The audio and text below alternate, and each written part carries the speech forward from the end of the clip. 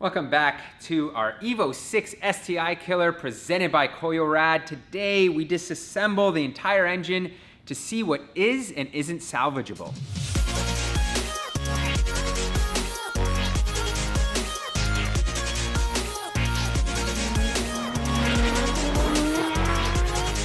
So if you haven't watched our previous episode, by all means go do so and you'll see the type of damage that we have. We've blown out the head gasket. The head definitely is going to need either fixing or replacing, but we don't know what the bottom end looks like, and that's where our concern is.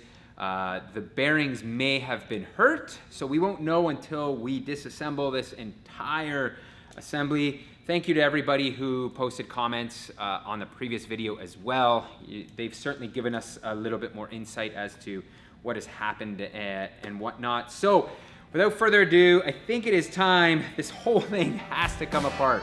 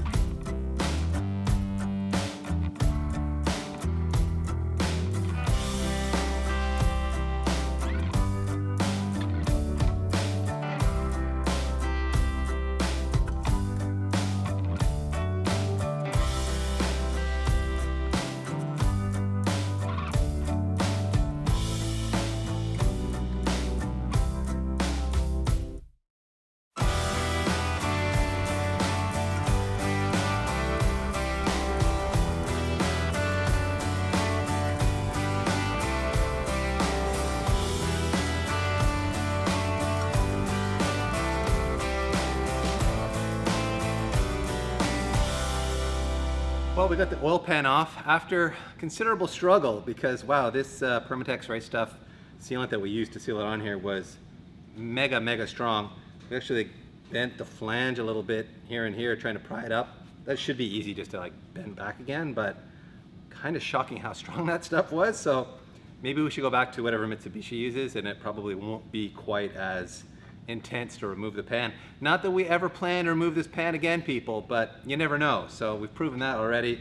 Pro tip, drain your transmission and transfer case before you take everything apart. We thought we'd be smart, and somehow we thought we would keep that oil inside the transmission and transfer case. No, that was stupid. Gravity cannot be defeated, Peter. So time for some instant spill absorber and some kitty litter, whatever we got. It almost looks like the Evo just threw up. There's like green liquid right out front of the intercooler here. It was like, blah. I'm feeling a little sick, you know what I mean? It's 4G tears out here. All right, well, I guess we're gonna try to clean this up now and then get back to our engine work here. I just want to ignore it, but yeah. All right, we're just gonna pull the cap off the bottom of the number 2 rod here and have a look at the bearing, and oof. Don't like the way there's some lines. Wow. In that's not good. Yeah, there are just some weird streaking almost. Yeah, that would suggest that they're... How's it feel down there with your fingernail?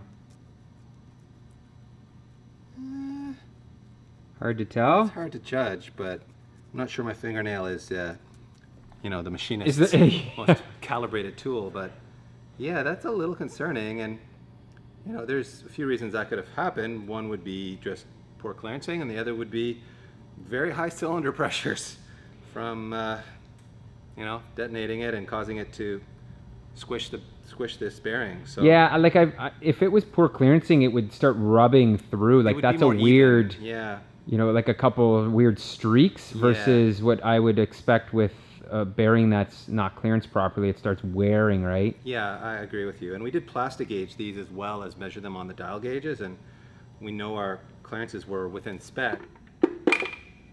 Wow, look at that technique there, DP. Yeah, definitely not the right tool for the job, but neither am I, so we're gonna be okay here. And well, let's have a look. You can see right along this edge here, as we saw last episode, there is a bit of degradation of the aluminum here. Yeah, it held up to. It did take some abuse for sure. To that detonation but pretty look well. at the skirts, look really good. Well, same as the top side, or sorry, I guess that's the bottom side, isn't it? This is the top side, and yeah, Oh, wow, it's got some definite lines in it. it's almost like you would have a bunch of like little pieces of metal that just dug in and kind of like grooved it around. So we may have to reach out to the experts on this one. Yeah, I just don't have any basis for an opinion on it, but it doesn't look good. No, it's not mint. No, it's like we were not. hoping. It is not mint. On the cap off of cylinder 3 here, and it is more of the same. That same sort of light scoring, if you want to call it that. Wow. It's still there. Well, guys, we knew the news wasn't going to be good, and unfortunately it's not getting better the deeper we get in here. All 4 cylinders look like they were under the same kind of stress. I think it's safe to say they're all worn along this edge of the piston. Some have a little bit more signs of wear on the loaded side of the skirts as well. And this cylinder number 1 in particular, really took a beating up here. Look at that area. As a matter of fact, some little flakes of metal fell off there. And you can see that the top ring is seized right in the groove there from that metal, just sort of like not good, melting down into there. So if you damn, DP. look at that, that will not wow. come out of there. So interesting that cylinder 1 has the most damage, and yet it was cylinder 4 where the blowout happened. But I mean, it just tells us that all 4 cylinders were getting their butts whooped real good, and the bearings on 1, I think, are actually pretty bad, right? the bearings on the top side, and maybe that makes sense because that's the side that's under the most load on the compression part of the stroke, are all showing more wear than on the bottom.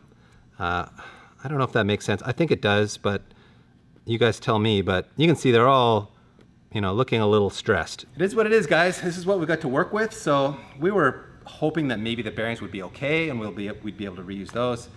And if the pistons had just very light amount of damage on the front edge, we were like, well, maybe we'll talk to JE and see if they think that's still usable or not. But clearly, with a ring stuck in the top here, we're done with these pistons. The bearings are clearly done too. The learning thing here is, though, that when you do have an incident like this, we talked about putting the engine back together, where we thought, just throw a head on it. Yeah, just throw a head on it and go. Yeah. You can kind of see if you do have this type of issue, it certainly means you need to tear the motor down. So we did make the right choice. For sure we did. Yeah, now we know what we're dealing with. All right, the most exciting time of any engine disassembly is removing the girdle. I don't know why, but it just is. And well, We see DP, come on, I'm dying. What does it look like? it looks similar to the rod bearings, which I'm kind of surprised by. I didn't think they would look as worn, but they look like they've been through the war too, so. That is insane. Yeah, that is a Whoa. little surprising. Well, Peter, don't be cranky, but it's time to pull this guy out of here. And it's probably going to be a continuing theme of slightly unhappy news, but well, it's very difficult to visually assess this. There's no obvious deep scoring in any of these journals, but you can see there's just a light bit of wear on them, and it corresponds with the lines we're seeing on the bearings. Yeah, so they don't look bad to the naked eye, like you said, when you touch them. Yeah, but you can feel it a bit, right? You just see the lightest bit of scratching on there, but I don't know if that's bearing material on there or actual scratches in the journals. Again, this will be something we go to the machine shop with and properly assess there. So okay, well, let's check out the bearings here, and they also have the same wear marks. They do, yeah. It's all kind of the same thing. It really is, yeah. Which I suppose makes sense. Just taking a closer look at the cylinder walls here, and I mean, there is, on the loaded side, you can see there are some signs of wear here, but That would make sense when you can see the debris that's built up on the lip of yeah, that's the piston debris the that's piston, right there. exactly. So that would be scraping down back and forth, and then I Yep. guess it was just depositing up top there. Yeah, but actually it feels better than the crank journals. It feels really nice and smooth. So I wonder if we might get lucky and just be able to like rehone this rather than having to overbore it. But there's sort of this one stripe here that's more concentrated looking, but okay. like again, it feels really smooth.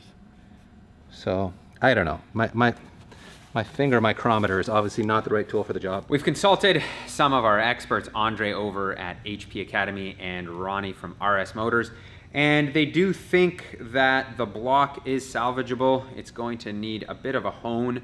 We're not exactly sure how much of a hone. We're gonna go to the machine shop to find out, because really, without taking measurements, we don't know. Same thing with the crank. The crank might need just a quick micro polish. Cylinder head wise, on the weekend, it's been a couple days, as you guys may know. I went out and picked up this cylinder head, which is an Evo 4 cylinder head, and it works. 4, 5, 6 are essentially interchangeable, so we're gonna do that. Big shout out to Vincent up in Ottawa, one of our fans. Had this thing kicking around and hooked me up with it. So now all we're gonna have to do is just swap all of the guts from this guy into this guy, have this thing honed by the machine shop. But that's where we are headed next. So we're gonna get this stuff loaded up and off we go. So we are here at Athenia Machine in Hamilton, and Dave, the machinist here, has given us some bad news. This engine continues to torch us a little bit here, and having looked at the crank journals, he feels that they're scored badly enough that they'll actually need to be ground, so they can't just be polished. He thinks to make them, you know, proper, you need to ground those down. And the bores are not looking much better. He feels like the damage to them is bad enough that we would have to overbore this to reuse the block. To 20 thou, which isn't the end of the world, Not but the end of the world. with the crank now, that's... The crank part's more depressing for sure. So then it means you have to go to oversized bearings, and it gets tricky to fit the bearings up properly. You know, has the groundwork been done perfectly? It just introduces a lot of variables that we don't want to introduce. So he's recommending we go and find another stock crank if we can. There's also aftermarket crank options, but he's recommending a stock crank if we can find one. We may have to buy a complete short block to do that. And it's also worth mentioning that in looking at the damage on the bearings, both in the rods and the mains, he felt like the material that came off the top of the pistons was then circulated through the oil and got into the bearings, and that's why they're scored up so badly, which does make a lot of sense, because we did find a lot of like aluminum, you know, very fine aluminum material in the oil pan. So if that's circulating in here with your bearings, it's bad news. So unfortunately, we were kind of hoping we might get away with like a polish and a hone and throw stock bearings and size pistons back in here and we'd be good to go, but it's not looking that way now. So I think Peter and I have to go and do some more soul searching and figure out what we want to do next. As a matter of fact, I think that's a wrap on this episode, everyone. We do need a little time to sort things out here. So stay tuned for more Evo 4G63 updates as we start to put a plan B together here and get this thing rebuilt as soon as we can, because I know you guys all want to see this Evo versus STI badly, just as badly as we do. Yeah, this absorbent actually works pretty well. Yeah, you can spread it pretty thin, eh? Yeah. It must be made in Colombia. It's got that look about it. Yeah, I don't know if you'd want to snort this stuff, but